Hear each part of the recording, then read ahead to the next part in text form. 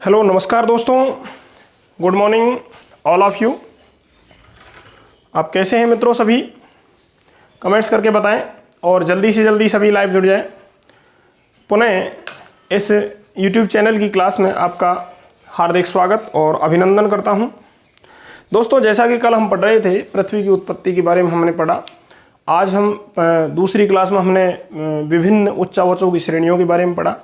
मित्रों, आज की कक्षा में हम पृथ्वी की आंतरिक संरचना के बारे में, इंटीरियर ऑफ अर्थ या इंटरनल स्ट्रक्चर ऑफ अर्थ के बारे में हम आज चर्चा करेंगे। पृथ्वी की आंतरिक संरचना, पृथ्वी की आंतरिक संरचना के अंदर से पृथ्वी कैसी बनी हुई है। आंतरिक संरचना,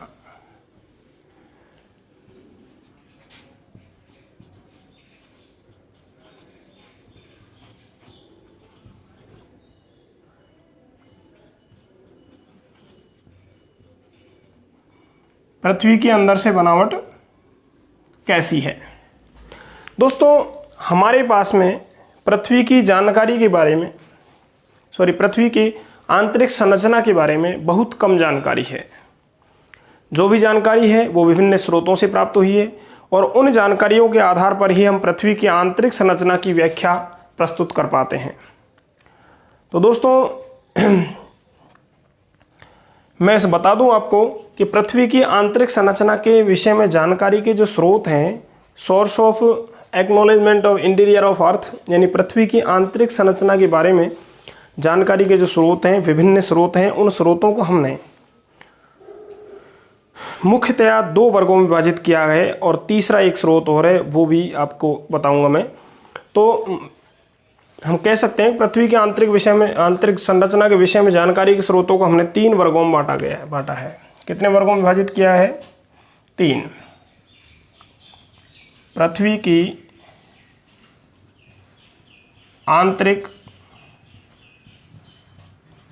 की आंतरिक संरचना की जानकारी के स्रोत। ये जानकारी के स्रोत कितने वर्गों में विभाजित किए गए हैं? दो वर्गों में विभाजित किए गए हैं मित्रों। मुख्य दो है और एक तीसरा वर्ग भी इसमें उल्लिखित होता है। पहला है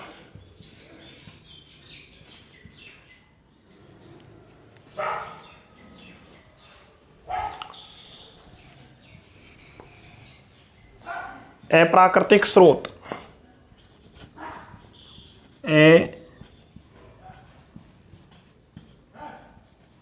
प्राकृतिक स्रोत।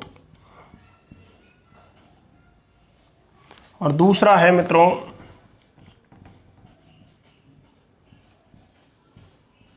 प्राकृतिक स्रोत। और जो तीसरा मैंने गुण बताया था आपको, वो था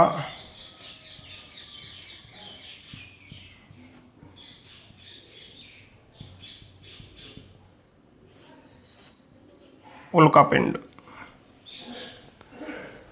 दोस्तों, सबसे पहले हम समझ लें प्राकृतिक अप्राकृतिक स्रोत कौन कौन से हैं। तो मित्रों, अप्राकृतिक स्रोत में नंबर 1 आता है तापमान, नंबर 2 पर आता है दबाव, प्रेशर, और नंबर 3 पर आता है मित्रों घनत्व। दोस्तों, उल्कापिंड ही है। प्राकृतिक स्रोतों में हमारे दो शामिल किए जाते हैं। पहला ज्वालामुखी और दूसरा है मित्रों भूकंप विज्ञान, सीस्मोलॉजी। ये दोस्तों पृथ्वी की आंतरिक संरचना के विषय में जानकारी के स्रोत हैं। पुनः सुन लीजिए, पृथ्वी की इंटीरियर ऑफ अर्थ जो है, पृथ्वी की आंतरिक संरचना के विषय में जानकारी के स्रोतों को हमने 3 वर्गों में बांटा है। प्राकृतिक स्रोत, अप्राकृतिक स्रोत और प्राकृतिक स्रोत। तीसरा है उल्कापिंड। सबसे पहले हम अप्राकृतिक स्रोतों की चर्चा करते हैं। अप्राकृतिक स्रोतों में 3 साधन है, 3 स्रोत है, तापमान, दबाव और घनत्व। देखिए मित्रों, पृथ्वी की जब उत्पत्ति हुई थी तो गर्म गैसीय गोला था, इसमें कोई शंका नहीं है। जैसे जैसे पृथ्वी ठंडी होती गई, इस पर इसके चारों ओर विभिन्न प्रकार की संरचनाओं का निर्माण होता गया। जैसा हमने कल जिक्र किया, अवनति और अभिनतियों के कारण महाद्वीप और महासागर बने। उसके बाद में आंतरिक जो बल हैं, जिनको आप अंतर्जात बल कहते हैं, इंटीरियर फोर्सेस कहते हैं, उन अंतर्जात बलों के परिणाम स्वरूप आपके द्वितीय श्रेणी के उच्चवच बने, और बहिर्जात बल जो है आपके, जिनके परिणाम स्वरूप तृतीय श्रेणी के उच्चवच बने। मित्रों, उच्चवचों की रचना हो गई, लेकिन इनके अंदर मामला क्या है, पृथ्वी के अंदर क्या है, पृथ्वी के अंदर की बनावट कैसी है, उसके बारे में हम जब जानकारी प्राप्त करते हैं तो विभिन्न स्रोतों से प्राप्त होती है। और उन स्रोतों को हमने 3 वर्गों में बांट दिया, अप्राकृतिक स्रोत और प्राकृतिक स्रोत। तीसरा उल्कापिंड। दोस्तों, अप्राकृतिक स्रोत है तापमान, दबाव और घनत्व, और प्राकृतिक स्रोत है ज्वालामुखी और भूकंप विज्ञान। यानी जो स्रोत हमें अप्राकृतिक रूप से प्राप्त होते हैं वो है तापमान। पहला है टेम्परेचर, यानी पृथ्वी का तापमान। मित्रों, पृथ्वी की सतह का तापमान सभी जगह लगभग औसत तापमान रहता है, लेकिन पृथ्वी के अंदर हम जैसे जैसे जाएंगे, गहराई की ओर जाएंगे, तो हमें तापमान में भिन्नता मिलेगी। और इसका वैज्ञानिकों ने दिया है कि पृथ्वी के अंदर तापमान की हम चर्चा करें तो ये तापमान अलग अलग दर से बढ़ता है। जैसे जैसे हम गहराई की ओर जाएंगे ताप में वृद्धि होती जाती है। अब ये ताप में वृद्धि होने की दर क्या है? अब तक हमने यही समझ रखा है साहब, प्रति 32 मीटर की गहराई पर 1 डिग्री सेल्सियस तापमान बढ़ जाता है। बात भी सही है, 1 डिग्री सेल्सियस तापमान बढ़ जाएगा प्रत्येक 32 मीटर की गहराई पर आप जैसे ही पहुँचेंगे। लेकिन मित्रों, पृथ्वी के केंद्र तक यही सिद्धांत काम नहीं करता। आपकी जानकारी के लिए बता दूं कि ये जो 0 से लेकर के 8 किलोमीटर की गहराई तक, 0 से लेकर के 8 किलोमीटर की गहराई पर होता है 1 डिग्री सेल्सियस की दर से वृद्धि होगी। और मित्रों, 8 किलोमीटर से लेकर के 100 किलोमीटर की गहराई तक 12 डिग्री सेल्सियस की दर से वृद्धि हो जाएगी। और 100 किलोमीटर से लेकर के 300 किलोमीटर की गहराई तक 2 डिग्री सेल्सियस की दर से वृद्धि होगी। और 300 किलोमीटर की गहराई से लेकर के 300 किलोमीटर से अबव ये वृद्धि होगी फिर 1 डिग्री सेल्सियस, यानी केंद्र तक। तो मित्रों, पृथ्वी का तापमान हम मानते हैं गहराई की ओर जाने पर बढ़ता है, लेकिन तापमान के बढ़ने की जो दर है वो घटती जाती है। ये प्रश्न यूपीएससी में पूछा गया, एक बार पूछा गया था कि पृथ्वी की सतह से केंद्र की ओर जाने पर तापमान की वृद्धि दर, तापमान की वृद्धि दर, पहला ऑप्शन था घटती है, दूसरा ऑप्शन था बढ़ती है, तीसरा ऑप्शन था पहले बढ़ती है फिर घटती है, और चौथा ऑप्शन था नन ऑफ द अबव, उपरोक्त में से कोई नहीं। तो मित्रों, इसका जवाब आपको मिल गया होगा कि पृथ्वी की सतह से केंद्र की ओर जाने पर तापमान में तो वृद्धि होती है, लेकिन तापमान की जो दर है उसमें कमी आती है। देखिए, 0 से 8 किलोमीटर तक प्रत्येक 32 मीटर की गहराई पर ही 1 डिग्री सेल्सियस घट रहा था। 8 से लेकर के 100 किलोमीटर तक ये जो मीटर में था, ये जो मीटर में था, ये क्या था?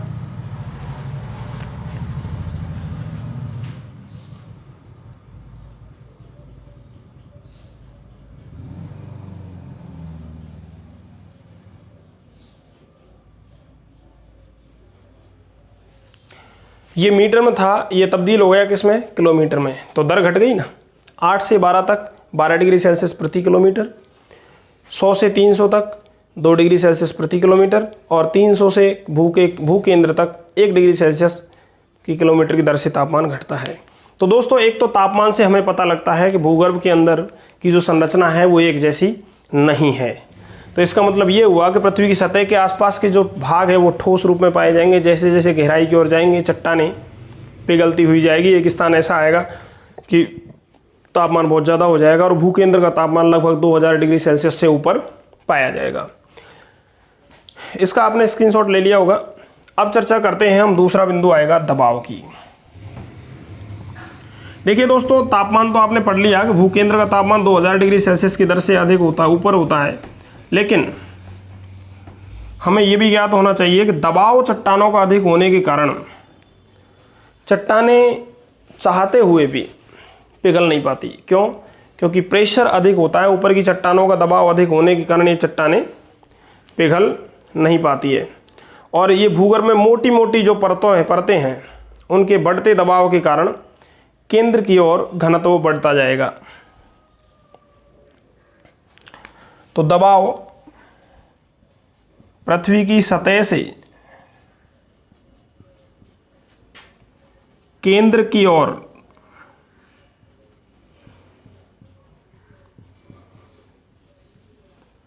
दबाव में वृद्धि पाई जाती है, वृद्धि होती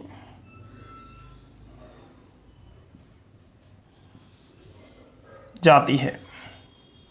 तो मित्रों, दबाव से स्पष्ट हो गया पृथ्वी की सतह के आसपास की जो चट्टानें हैं वो मुलायम पाई जाएगी और जैसे जैसे हम गहराई की ओर जाएंगे चट्टानें ठोस होती जाएंगी। क्यों?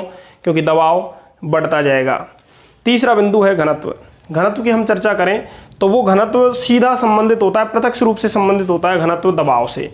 जितना ज़्यादा घनत्व दबाव बढ़ेगा उतना ही ज़्यादा घनत्व बढ़ेगा। तो दबाव सबसे कम कहाँ है? सतह पर। पृथ्वी की सतह पर दबाव सबसे कम है, तो सबसे ज़्यादा घनत्व भी कम, सबसे कम घनत्व भी कहाँ पाया जाएगा?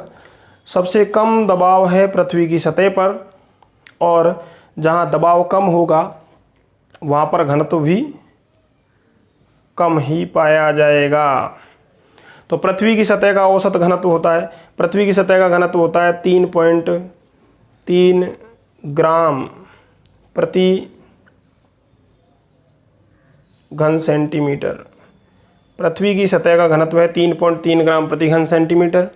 पृथ्वी का औसत घनत्व है, पृथ्वी का एवरेज जो डेंसिटी है वो है 5.5 ग्राम प्रति घन सेंटीमीटर। और पृथ्वी के केंद्र का जो घनत्व है, केंद्र का घनत्व है 11 ग्राम प्रति घन सेंटीमीटर। मित्रों, तो दोस्तों ये प्राकृतिक स्रोत, अप्राकृतिक स्रोतों की चर्चा हो गई। अप्राकृतिक स्रोतों में हमने पढ़ा कि तापमान पृथ्वी के केंद्र की ओर जाएंगे तो वृद्धि होगी, लेकिन तापमान की वृद्धि दर में कमी आएगी। दूसरा, दबाव, पृथ्वी की सतह पर दबाव सबसे कम होगा लेकिन केंद्र पर दबाव सबसे अधिक होगा। घनत्व की बात आई तो पृथ्वी की सतह का घनत्व सबसे कम होगा लेकिन केंद्र की ओर जाने पर घनत्व में वृद्धि होती जाएगी। लेकिन एक बात स्पष्ट है मित्रों कि जो घनत्व और दबाव है पृथ्वी के अंदर का, ये सतत नहीं होता। कहीं कहीं इसमें विभंग पाए जाते हैं, बीच में कहीं कहीं ऐसे गैप पाए जाते हैं जहाँ घनत्व, तापमान और दबाव तीनों ही में ही वृद्धि आ जाती है। ऐसे क्षेत्रों को असंबद्धता क्षेत्र कहा जाता है। क्या कहा जाता है? असंबद्धता क्षेत्र कहा जाता है। उनका जिक्र हम आगे जब भूकंप पढ़ेंगे तब पढ़ेंगे। ये तो थे प्राकृतिक स्रोत। दूसरा आता है आपका उल्कापिंड। उल्कापिंड क्या होते हैं? देखिए मित्रों, अंतरिक्ष में कई बार अंतरिक्ष से विशालकाय चट्टानी गोला पृथ्वी पर आके गिरता है, उसको उल्कापात कहते हैं। ये उल्कापिंड क्या होते हैं? हमारे जो सौरमंडल है, सौरमंडल में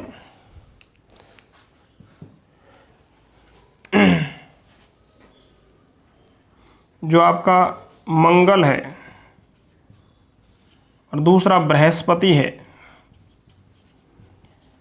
ये मंगल ग्रह और बृहस्पति ग्रहों के मध्य कुछ चट्टानी पिंड पाए जाते हैं जिनको आप उल्का पिंड कहते हैं। उल्का इसलिए कहते हैं क्योंकि ये आग के गोले की तरह होते हैं, तो उल्का पिंड कहा जाता है। पिंड के रूप में होते हैं, गोला होता है। ये छोटे गोले हैं, इनकी उत्पत्ति आपके सौरमंडल की उत्पत्ति के समय हुई। जब पृथ्वी की उत्पत्ति हुई थी, जब विभिन्न ग्रहों की उत्पत्ति हुई थी, तो विभिन्न ग्रहों की उत्पत्ति के समय कुछ छोटे टुकड़े, ग्रहों की अपेक्षा छोटे टुकड़े, लघुखंड टूट करके ब्रह्मांड में विचरण करने लग गए और ये उल्कापिंड पाए जाते हैं सबसे ज़्यादा मंगल और बृहस्पति ग्रहों के मध्य, यानी इंटीरियर प्लैनेट्स और एक्सटीरियर प्लैनेट्स के बीच का जो भाग है उस भाग में ये उल्कापिंड पाए जाते हैं। मित्रों, ये परिक्रमण कर रहे हैं सूर्य का, लेकिन कई बार क्या होता है, जब ये आपस में टकरा जाते हैं, दो उल्कापिंड आपस में टकरा जाते हैं, तो टकराने के कारण इनका कुछ भाग टूट करके अलग हो जाता है, और जब कुछ भाग टूट करके अलग हो जाता है तो वो अपने मूल पिंड के साथ गति न करके सीधा पृथ्वी की कक्षा में प्रवेश कर जाता है। क्यों? क्योंकि पृथ्वी का गुरुत्वाकर्षण अधिक होने के कारण इन पिंडों को अपनी ओर पृथ्वी आकर्षित कर लेती है और इन पिंडों की बृहस्पति ग्रह से दूरी अधिक पाई जाती है। ऐसे उल्कापिंड जो बृहस्पति ग्रह से पृथ्वी की अपेक्षा अधिक दूरी पर पाए जाते हैं, वो पृथ्वी की कक्षा में प्रवेश कर जाते हैं, और पृथ्वी की कक्षा में जब प्रवेश कर जाते हैं तो ऐसे घटना को उल्कापात कहा जाता है। मित्रों, क्या कहा जाता है? उल्कापात। अब ये जब उल्कापात की घटना घटित होती है तो उल्कापिंड कहाँ आएगा? वायुमंडल में आएगा, और वायुमंडल में लगभग ये सारे के सारे उल्कापिंड समताप मंडल के ऊपर मध्य मंडल में लगभग समाप्त हो जाते हैं। मध्य मंडल से नीचे समताप मंडल में ये क्या करते हैं, समताप मंडल का जो ऊपरी भाग है उसमें ये समाप्त प्राय हो जाते हैं। अब मंगल ग्रह, बृहस्पति ग्रह, समताप मंडल के ऊपर का भाग बोल रहा हूँ मैं, ध्यान रखना, जिसको आप कौन सा मंडल कहेंगे। देखिए, क्षोभ मंडल में तापमान में कमी आएगी, समताप मंडल में समान रहेगा। समताप मंडल के ऊपरी भाग में तापमान में वृद्धि होगी, और जो मध्य मंडल है उसमें कमी आएगी। मध्य मंडल के ऊपर आपका कौन सा मंडल आएगा? आयन मंडल। आयन मंडल में फिर वृद्धि हो जाएगी बहुत ज़्यादा। तो मध्य मंडल जो परत आपकी पाई जाती है, उस मध्य मंडल में ये उल्कापिंड बुझ जाते हैं, समाप्त प्राय हो जाते हैं। तो ये उल्कापिंड जब पृथ्वी के ऊपर आएगा तो इसकी वैज्ञानिक जो बहुत बड़े बड़े एस्ट्रोनॉमिस्ट होते हैं, एस्ट्रोनॉमिकल साइंस के जो विद्वान हैं, वैज्ञानिक हैं, वो क्या करते हैं, इन उल्कापिंडों का अध्ययन करते हैं। और जब इनका अध्ययन किया गया तो इससे ज्ञान प्राप्त हुआ, जानकारी मिली कि इनकी संरचना जो है वो किसकी बनी हुई है। इनके मध्यवर्ती भाग बने हुए हैं निकेल और फेरस, यानी निकेल और लोहे के, और निकेल और फेरस का जब संयोजन करते हैं तो चुंबक का निर्माण होता है। वैसी की वैसी स्थिति ठीक पृथ्वी में पाई जाती है, क्योंकि पृथ्वी का ही तो भाई है ये भी। जब पृथ्वी की उत्पत्ति हुई तभी इसकी उत्पत्ति हुई। जिस ब्रह्मांडीय पिंड से पृथ्वी की उत्पत्ति हुई उसी से उल्कापिंड की उत्पत्ति हुई है। तो इसके जैसी पृथ्वी होगी तो ये हम अनुमान लगाते हैं। जिस प्रकार से इन उल्कापिंडों का अंदर निकेल और फेरस पाया जाता है, उसी प्रकार हम अनुमान लगाते हैं पृथ्वी के अंदर भी निकेल और फेरस पाया जाता है, और शायद उसी निकेल और फेरस की उपस्थिति के कारण पृथ्वी में चुंबकत्व का गुण पाया जाता है और पृथ्वी अपनी ओर सभी चीज़ों को आकर्षित करती है। तीसरा जो स्रोत है आपका प्राकृतिक स्रोत। प्राकृतिक स्रोतों में मुख्य रूप से ज्वालामुखी और भूकंप विज्ञान के साक्ष्य आते हैं। ज्वालामुखी की हम चर्चा करें तो भूगर्भ से तप्त, तरल, ठोस, गैस और धूलकण, जिसको आप राख कहते हैं, विभिन्न प्रकार के पदार्थ किसी विवर या दरार के माध्यम से बाहर उत्सर्जित होते हैं, तो इस घटना को ज्वालामुखी उद्गार कहा जाता है। भूगर्भ के अंदर से किसी छिद्र या दरार के माध्यम से जब विभिन्न प्रकार के तप्त पदार्थ पृथ्वी की सतह पर उत्पन्न होते हैं, प्राप्त होते हैं, तो ऐसी घटना को ज्वालामुखी उद्गार कहते हैं। ज्वालामुखी किसे कहते हैं? जिस विवर या दरार के माध्यम से ये तप्त पदार्थ भूगर्भ से पृथ्वी की सतह पर प्रकट होते हैं, उस भाग को ज्वालामुखी कहा जाता है। और ज्वालामुखी से प्राप्त होने वाले विभिन्न प्रकार के चट्टानी टुकड़े, राख, जलवाष्प, विभिन्न गैसें और तप्त लावा, इन सब की आधार पर हम कह सकते हैं कि पृथ्वी के अंदर का भाग बहुत ज़्यादा गर्म है और कुछ भाग ऐसा भी है जो तरल अवस्था में पाया जाता है अधिक तापमान के कारण। तो ये भी जानकारी का प्राकृतिक स्रोत है, जिससे हमको पृथ्वी के आंतरिक संरचना के विषय में जानकारी प्राप्त होती है। अगला है आपका भूकंप विज्ञान। दोस्तों, भूकंप विज्ञान को अंग्रेजी में सीस्मोलॉजी कहा जाता है। विज्ञान की वह शाखा जिसमें भूकंप की घटनाओं का अध्ययन किया जाता है उसको सीस्मोलॉजी कहा जाता है। विभिन्न प्रकार की भूकंपीय जो तरंगें उत्पन्न होती है पृथ्वी के अंदर, 3 प्रकार की मुख्य तरंगें, पी तरंगें, एस तरंगें और एल तरंगें। इन तीनों प्रकार की तरंगों का जो अध्ययन करने के लिए यंत्र बनाया गया है उसको आप सीस्मोग्राफ कहते हैं। सीस्मोग्राफ। और इस सीस्मोग्राफ में एक यंत्र लगा होता है, उपकरण लगा होता है, जिसको हम रिक्टर स्केल कहते हैं। रिचर स्केल, रिक्टर स्केल कहते हैं। वो भूकंपीय तरंगों की गति का प्रदर्शन करता है कि भूकंपीय तरंगें कितनी गति से। मित्रों, भूकंपीय तरंगों की इन गतियों के आधार पर हम पृथ्वी की आंतरिक संरचना के विषय में जानकारी प्राप्त करते हैं कि पृथ्वी की आंतरिक संरचना कैसी है। इन गति के आधार पर पी तरंगें हैं मित्रों, तो पी तरंगें सभी जगह ठोस, द्रव व गैस तीनों ही माध्यमों में गति करती है। पी तरंगें भूगर्भ के अंदर चलती है। एस तरंगें ये केवल ठोस में गति करती है। और एल तरंगें ये केवल धरातल पे तल चलती है।